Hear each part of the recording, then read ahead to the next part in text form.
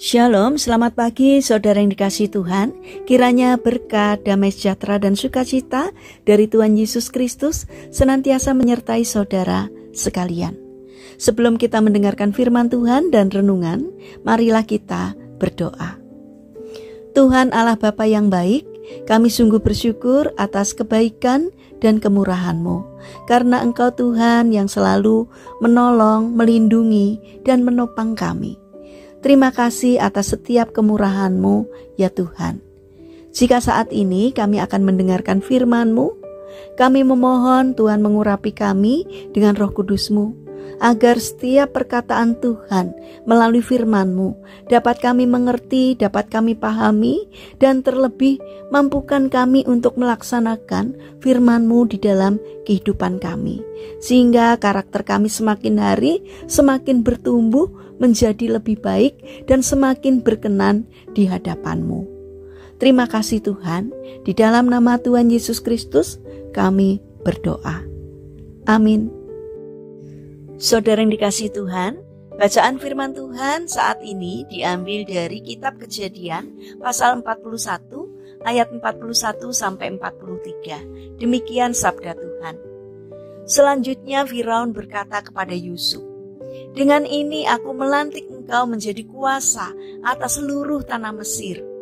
Sesudah itu Firaun menanggalkan cincin materainya dari jarinya dan mengenakannya pada jari Yusuf. Dipakaikannya lah kepada Yusuf pakaian daripada kain halus dan digantungkannya kalung emas pada lehernya.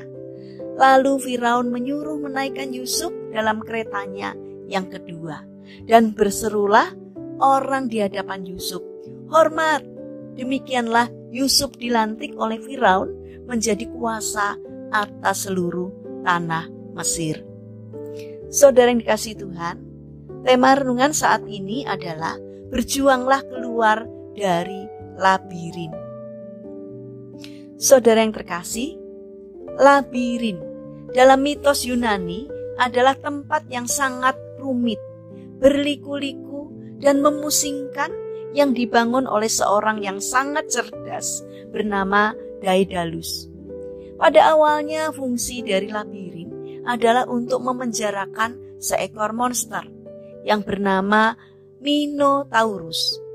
Labirin ini sangat memusingkan, bahkan sampai sang penciptanya sendiri, Daedalus, nyaris tidak bisa keluar lagi ketika dia mencoba untuk memasukinya. Seiring dengan perkembangan zaman, maka labirin bukan lagi hanya mengacu kepada sebuah tempat dari mitos Yunani tersebut, melainkan labirin di dalam bahasa Inggris menjadi sebuah sinonim dari kata mesh, yang berarti sebuah jalinan yang ruwet dan berliku. Saudara yang terkasih, pernahkah kita terjebak pada situasi yang sangat rumit, ruwet, memusingkan, dan sepertinya tiada akhir? Kita merasa seperti sedang berada di dalam sebuah labirin yang menyesatkan dan tanpa jalan keluar. Kemanapun kita melangkah, yang ada hanyalah jalan buntu. Banyak orang yang sampai kepada situasi ini dan pada akhirnya menyerah untuk tidak lagi berjuang dan berharap. Mereka pasrah pada nasibnya tanpa mau berusaha untuk membuat perubahan. Banyak juga yang pada akhirnya melakukan perbuatan tercela berupa tindakan bunuh diri ketika mengalami jalan buntu. Saudara yang dikasihi Tuhan, di dalam Alkitab dikisahkan tentang Yusuf, anak kesayangan ayahnya Yakub, yang mengalami keadaan seperti di dalam labirin. Peristiwa ini terjadi ketika semua saudara-saudaranya membenci Yusuf. Mereka membuli dirinya, membuangnya ke dalam sumur, dan bahkan hendak membunuhnya. Namun akhirnya mereka memutuskan untuk menjualnya kepada orang Mesir. Akhirnya di Mesir, dia bekerja sebagai budak. Selanjutnya dia difitnah bertindak tidak pantas kepada nyonyanya. Kemudian ia dipenjarakan. Secara manusia, masalah dan beban yang dihadapi oleh Yusuf sangatlah berat. Di negeri asing, dia hidup sebatang kara dengan penderitaan yang bertubi-tubi. Namun singkat cerita, Yusuf tidak menyerah. Dan lihatlah akhir hidupnya. Tuhan telah membuat Yusuf menjadi berhasil, berkuasa atas seluruh tanah Mesir. Saudara yang terkasih, mari kita belajar dari Yusuf untuk tidak menyerah. Berjuanglah untuk mengatasinya. Hadapilah bersama dengan Tuhan ketika kita punya masalah. Maka Dia akan menuntun kita kepada jalan keluar yang membawa kita kepada kemenangan. Mari kita berdoa.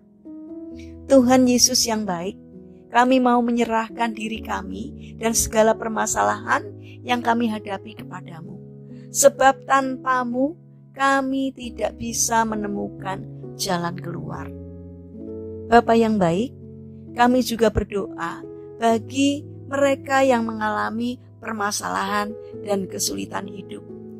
Kiranya Tuhan berikan semangat untuk tidak menyerah. Kiranya Tuhan berkenan hadir untuk menolong dan memberkati mereka. Bagi mereka yang sakit, kiranya Tuhan memberkati setiap upaya yang dilakukan. Kiranya Tuhan berkenan untuk menjamah dan menyembuhkannya. Bapa yang baik, saat ini kami ingin serahkan untuk setiap rencana dan aktivitas kami kepadamu. Berikanlah ketekunan dan semangat kepada kami dalam menjalankan aktivitas kami hari ini. Kami memohon kiranya Tuhan memberkati kami. Terima kasih Tuhan, kami percaya bahwa Tuhan akan menolong kami. Dalam nama Tuhan Yesus Kristus, kami berdoa. Amin. Puji Tuhan, saudara yang terkasih, kiranya firman Tuhan dan renungan hari ini dapat menjadi berkat bagi kita semua. Haleluya.